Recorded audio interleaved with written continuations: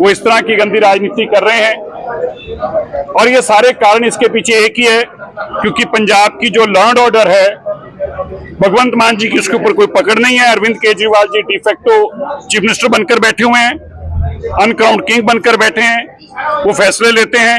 कोई नॉन पंजाबी जब पंजाब में जाके फैसले लेगा, वो पंजाब की ना भावना को समझ सकता है, ना पंजाब के लोगों की भावना को, और ना पंजाब के हालातों को। पंजाब एक सेंसिटिव स्टेट है।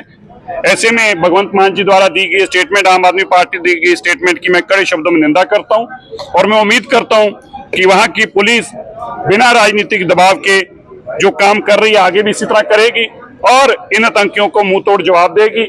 बड़ा खेद है कि बजाय कि आज भगवंत मान जी इस लड़ाई को आगे आकर लड़ते, वो खुद ही राजनीति का शिकार हो गया। और अरविंद केजरीवाल जी वाली वही सोच जो केजरीवाल जी की हमेशा रहती है कि पाकिस्तान के पक्ष में खड़ा होना है, वही सोच आज दोबारा से आम आदमी पार्टी की पंजाब में दिखाई दी, जिसकी मैं फिर से निंदा करता हूं। राहुल गांधी ने एक पोस्ट किया है, कहा है कि वोट चोरी से कभी सीटें चुराई जाती है, कभी पूरी सरकार। देखिए, अगर तो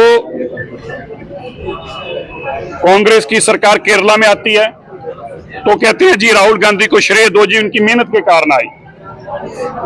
अगर तमिलनाडु में सरकार आती है, वहां पे इनको ये वोट चोरी वाला फार्मूला नहीं समझ में आता।